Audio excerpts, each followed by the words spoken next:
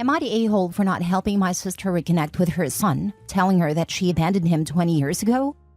When my 40 female sister of 43 was 23, she got pregnant with my son to a deadbeat that left her after he found out she was pregnant. The moment I held him in my arms, I fell in love with him. My sister, however, was indifferent to him. In the beginning, my parents said she was going through PPD. But as time went on, it became obvious that she wasn't, and she just didn't want to be a mother. She asked my parents to take him, but due to our dad's health at the time, they couldn't. She threatened to put him in the system, so I said I would take him. Once he was legally mine, my sister went low contact with us and moved to another country. Over the years when she did contact us, she never once asked how my son was doing. My son knows the truth about me not being his biological mother. I never hid it from him. My sister recently returned home. She showed up at my house, and we had a good catch-up. And then she asked how my son was doing, and I told her he was doing good at school. She asked for his number, and I said I will have to ask him if it was okay, since he's particular with who has his personal number. She got upset with me and told me she was his mother. I said a mother that abandoned him 20 years ago. I kicked her out after she started screaming at me. I rang my son and told him what happened. He asked for a number, so I gave it. He told her to get lost and that it wants nothing to do with her. She went to social media and posted how I stole her son and turned him against her. I got backlash from my family, but I don't care what they have to say about me. I do care how my son is getting heat from them as well, and making me think I shouldn't have said that to her. Am I the a-hole? Now for the top comments. Not the a-hole, and you are exactly right. You should never give out your son's personal info to anyone without his consent. And she did abandon him. She doesn't get to waltz back in to try and play happy family now, unless your son wants that. It's okay to give a child up for adoption, but you don't get to turn around and say they stole your child from you, and get your flying monkeys to attack them. Your family sounds like a toxic mess. I would block them all. Next time someone comments, OP should bring out the how dare yous. How dare you try to intercede on behalf of the woman who abandoned her child? How dare you criticize that child for not wanting to pretend sister is his mother? How dare sister claim to be the child's mother? Keep going with both barrels until the other person shrunk to about the size of a penny. Where was she when he needed his diaper changed? Took his first steps. First day of school, admitted to his first crush, had his first heartbreak, moved out of the home and out into the world. All those birthdays, how many did she actually say happy birthday for? Holidays, the good times and the bad? Being a mother isn't just a section on a birth certificate. It's the experience of raising someone through thick and thin. Not the a-hole. She doesn't get to play the mom card when she abandoned him. I'm not going to say that there aren't good reasons sometimes that a parent isn't suited to raise a child, having them too young, having drug issues, etc. But if that happens, they have to earn their way back into the child's life. She should be down on the floor begging you and her son to join his life.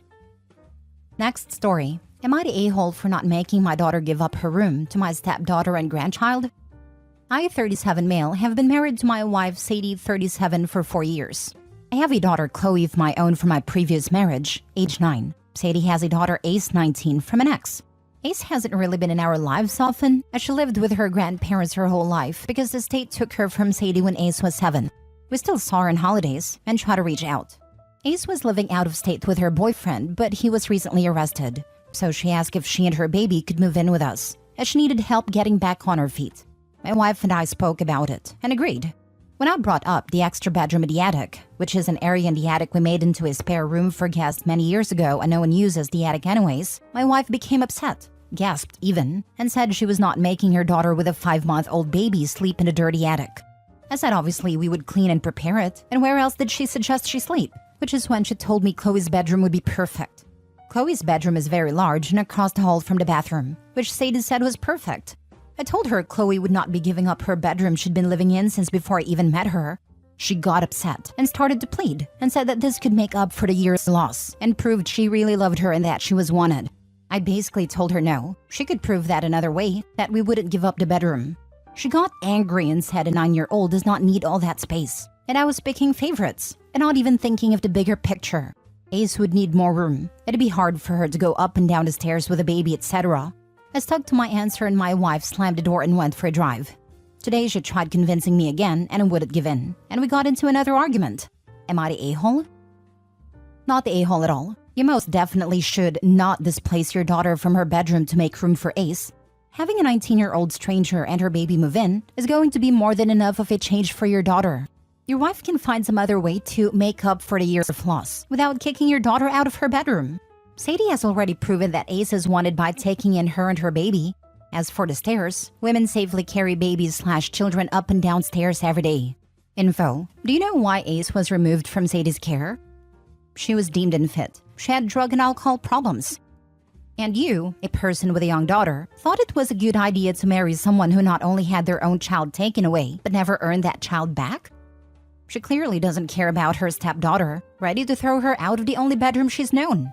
She's not a good mom to anyone. Not the a-hole. Not the a-hole. Your wife is trying to make it up to her daughter by penalizing yours. The fact that a dirty attic isn't good enough for her child but is good enough for yours is atrocious. I'm going to be mean here. Sadie was a young mother, but Sadie had a state take her child when she was in her mid-20s. I know there's a lot of stories of unfairness, but they do not take a child away from their adult parent for no reason. At best, she's been an absent mother. I know she's tried to reach out, but she doesn't have a parental relationship with Ace. Staying strong here is important, not just because it's not fair, but because Sadie has already destroyed one parent-child relationship. Now she's going to destroy two more, hers and yours with Chloe, to try and salvage the ruined one. Ace is now also a young mother. She needs support, the support that I'm guessing Sadie didn't get. Ace has had a tough draw growing up, but she's also made some poor decisions, and it's great that the two of you are going to support her. But she gets the support that is available. I'm not blaming her for any of this. This is all on Sadie. Chloe's room is not an available resource. You'll spend money and time and effort helping her. Chloe's going to go through a massive upheaval, bringing two new humans into her home, both strangers, one an infant. Having some stability and privacy is key. She needs that room, possibly more than Ace does. You need to find out what Sadie is promising Ace. You need to find out what Ace thinks she's in for. And you need to make it clear to Sadie that Chloe is just as important as you and Sadie in house decisions, because it's her home too. Ace will be with you temporarily, as long as she really is just getting back on her feet. She isn't the guest, but she is not a decision maker either. Sadie needs help dealing with whatever's going on in her head. Whether it's guilt, whether it's thinking that her family is more important than yours, whether it's thinking that having a baby means you're entitled to preferential treatment, whether she's trying to cope with her own past by giving Ace what she didn't get herself. But Sadie needs to deal with what is available before she destroys another family. Next story. Am I the a-hole for telling my sister she's too old to act like a teenager? My 17 male oldest sister is 37 female.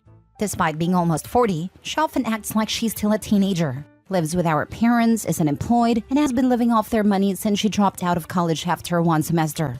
Spends her time hooking up with guys on Tinder and crying to me about being ghosted or led on, and getting drunk and coming home hangover. She even used a lot of TikTok lingo people my age use, like girl's girl. Altogether, it's a bit cringe. Pathetic? I realize that life happens at different paces for different people, but to me, being almost 40, never having worked a day in your life, and mooching off your parents for almost 20 years, and chasing after and crying about boys like you're a teenager, is just sad. Quite a few people by that age are settled and stable on their lives. And sure, life happens, but not even trying is just odd to me. The other day, she was telling me about how one of her friends wasn't a girl's girl because she slept with a guy my sister had an eye on and she feels depressed. This annoyed me, so I told her, "You're not 18. You haven't been 18 for almost 20 years. You're a grown woman at an age a lot of people have families and careers. Crying about a hookup, it's sad, and you're too old to be acting this way." She got angry and called me a judgmental a-hole. I do judge her, but I think it's a valid judgment. Am I the a-hole? Now for the comments. Info. 17 male, 37 female, lives with our parents, is unemployed and has been living off their money since she dropped out of college after one semester. Does a little quick math. Are you sure that she's actually your sister? I doubt it's we're raising your mother as your sister situation, if that's what you're indicating. The timeline wouldn't match up unless I'm actually 2 years older than I think I am. Plus, we have other siblings closer in age to her that I don't think would keep that secret from me. How so? I'm a 37-year-old male with a 17-year-old son. It's not impossible to be 37 and have a 17-year-old. I think he's saying that she dropped out at 18 and not 20, meaning the timing of everything together doesn't match what he's been told.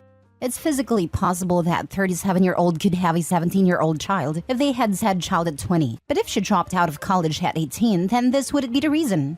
Or OP doesn't know the true details. Not the a-hole. Unless she has some sort of disability, this is ridiculous. She does not, as far as I know. Perfectly able-bodied and actually quite smart. Just childish. Not the a-hole. Someone needs to tell her, especially if she is not disabled. Why are your parents allowing this? It's really an extreme age to be still at home and not working to help out at least.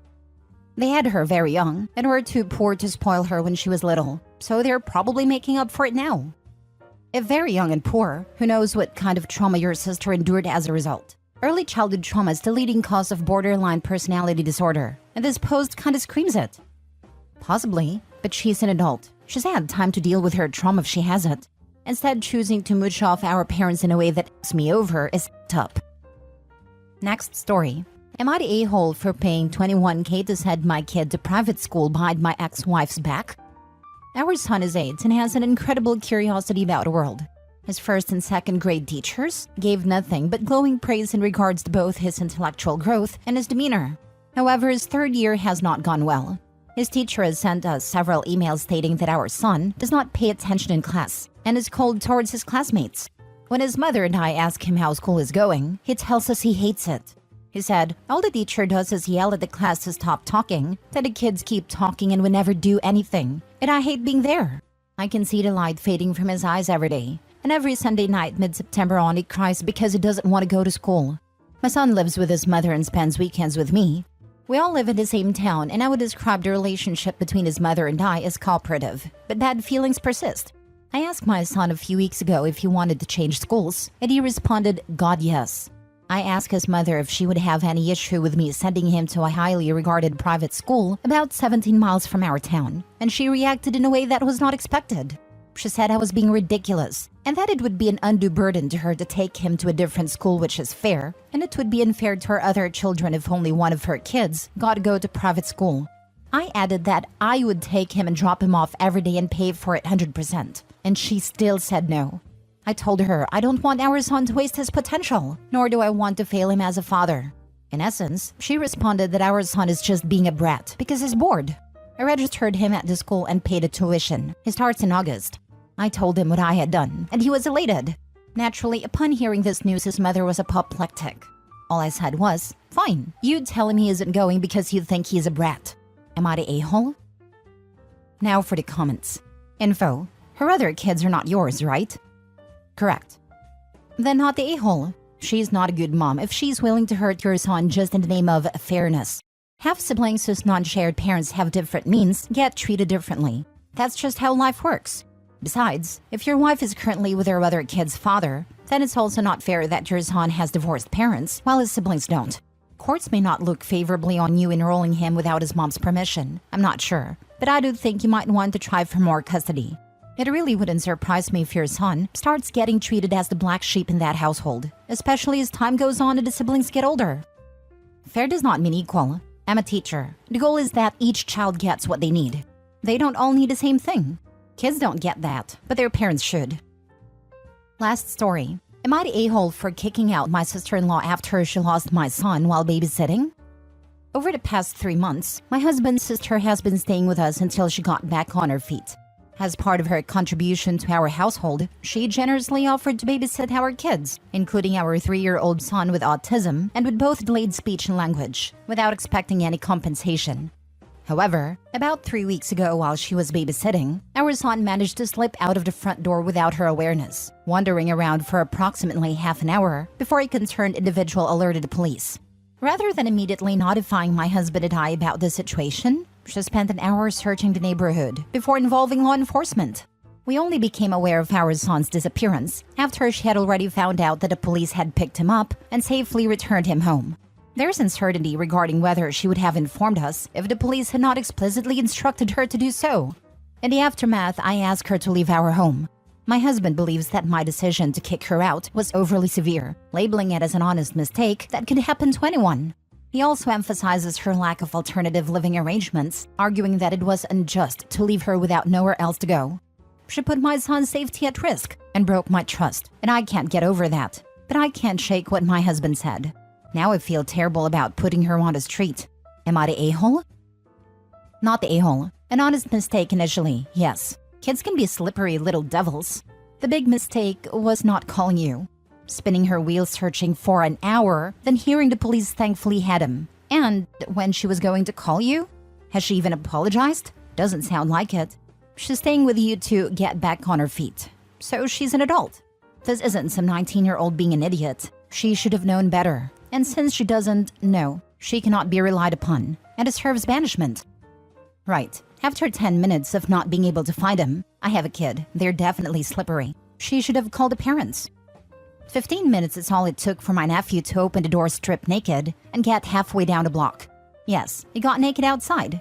They added a chain after that since he had to undo 2 locks to get outside. Your son could have died.